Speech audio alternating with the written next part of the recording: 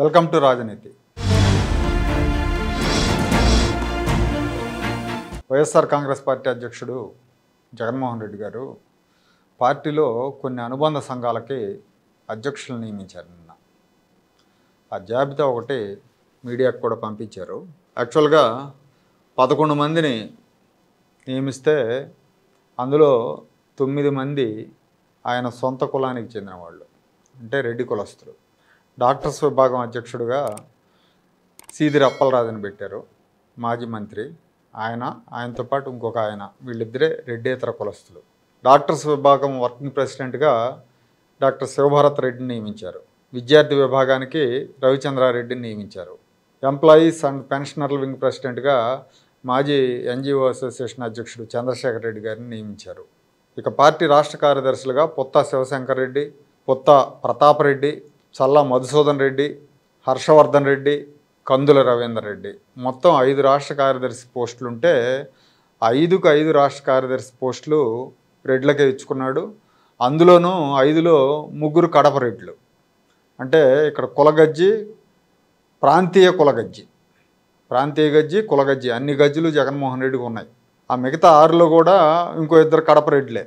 దీన్ని కులం విషయంలో జగన్మోహన్ రెడ్డి దమ్ము అనుకుంటారో ఆయన అభిమానులు, లేకపోతే జగన్మోహన్ రెడ్డి కుల కుష్టుగాడు అనుకుంటారో, లేకపోతే జగన్మోహన్ రెడ్డి కుల అహంకారం అనుకుంటారో, లేదా ప్రాంతీయ ఉన్మాది అనుకుంటారో, ఏదైనా అనుకోండి, కానీ ఆయన ప్రయారిటీస్ ఏంటో తెలుసుకోండి. కాకపోతే వీళ్ళకు ఒక విచిత్రమైన జబ్బు ఉంది ఈ వైఎస్ఆర్ కాంగ్రెస్ పార్టీ నాయకులకి. ఏంటంటే వాళ్ళు అరాచకం చేస్తారు, వాళ్ళు గడ్డి తింటూ ఉంటారు, ఎదుటోళ్ళ మీద ఆరోపణలు చేస్తారు. ఎదుటోడు గడ్డి తింటున్నాడు అన్నట్టుగా ఆరోపణలు చేస్తారనమాట. ఇప్పుడు కులం విషయాన్నే తీసుకుంటే ఈ 11 మందిలో 9 మంది రెడ్లను పెట్టుకోవటమే కాదు, అసలు వైఎస్ఆర్ కాంగ్రెస్ పార్టీ అధ్యక్షుడు జగన్మోహన్ రెడ్డి, ప్రధాన కార్యదర్శి, జాతీయ ప్రధాన కార్యదర్శి విజయసాయి రెడ్డి, అట్లాగే పార్లమెంటరీ పక్షం నాయకుడు కూడా వైవి సుబ్బారెడ్డి, జగన్మోహన్ రెడ్డి బాబాయి, లోక్సభా పక్షం నాయకుడు మిథున్ రెడ్డి, జగన్మోహన్ రెడ్డి మిత్రుడు, సొంత జిల్లా. అట్లాగే రాజ్యసభా పక్ష నాయకుడు మళ్ళీ విజయసాయి రెడ్డి. అంటే 5 ప్రధానమైన పదవులు ఉంటే 5కి 5 రెడ్లకు ఇచ్చేసుకున్నారు. వీళ్ళు కులం గురించి మాట్లాడుతూ ఉంటారు. చంద్రబాబు నాయుడు కమ్మాళ్ళకు ప్రయారిటీ ఇస్తున్నాడనో, లేకపోతే బలహీన వర్గాలకు అన్యాయం చేశాడనో వీళ్ళు మాట్లాడతారు. తెల్లారి లేస్తే ఆ కమ్మ కులం మీద పడి ఆడవటం ఈ జగన్మోహన్ రెడ్డికి, ఈ విజయసాయి రెడ్డికి, ఆ భారతిరెడ్డికి. భారతిరెడ్డి ఎందుకు ఏడుస్తుందని చెప్తున్నా అంటే, భారతిరెడ్డి పత్రిక నడుపుతుందిగా, సాక్షి పత్రిక. ఆ సాక్షి ఎప్పుడు అట్లాగే ఏడుస్తూ ఉంటుంది. వాస్తవానికి చంద్రబాబు నాయుడు ఒక కమ్మ నాయకుడికి పదవి ఏదన్నా ఇవ్వాలంటే 100 సార్లు ఆలోచిస్తాడు. చాలా అసంతృప్తి కూడా ఉంటుంది ఆ కమ్మ సామాజిక వర్గంలో. ఈయన కమ్మ అంటే పక్కన పెట్టేస్తాడని. ఒక 10 మందికి పదవులు ఇచ్చాడు అనుకోండి, అందులో 3కి ఇచ్చాడంటే కమ్మాళ్ళకి చాలా బాగా ఇచ్చినట్టు అనమాట. ఆయన అంత పొదుపుగా ఉంటాడు ఆ విషయంలో. అలాంటి చంద్రబాబు నాయుడు మీద కమ్మ కులం పేరుతో నోటి తోలు తీర్చుకుంటూ ఉంటారు వీళ్ళంతా. ఆయన అధికారంలో ఉన్నప్పుడు కమ్మ డిఎస్పీలు అన్నారు. 36 మంది సిఐలకి ప్రమోషన్లు వస్తే 34 మంది కమ్మాళ్ళకి వచ్చినాయి డిఎస్పీలుగా అని చెప్పి ఈ విజయసాయి రెడ్డి పాచి నోటితో మాట్లాడాడు. దాని మీద వీళ్ళేమో సరైన రీతిలో స్పందించాల. వాస్తవానికి 2కో 3కో వచ్చింది ఆ రోజున ప్రమోషను. దాన్ని 34 చేశారు వీళ్ళు. ఆ రకంగా ప్రచారం చేసి జనాన్ని నమ్మించారు.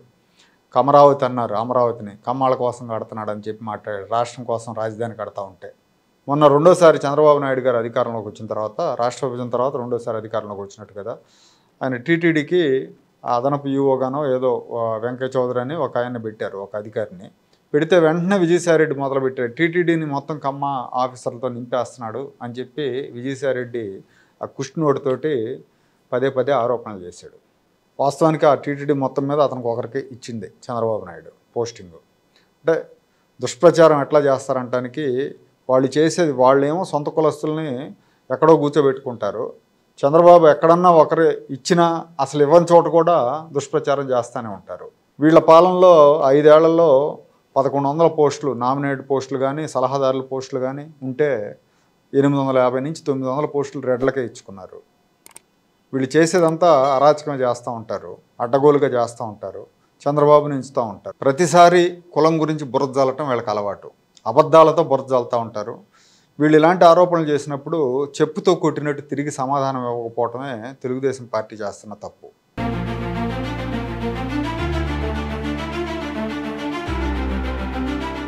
Like, share and subscribe to Rajaniti channel.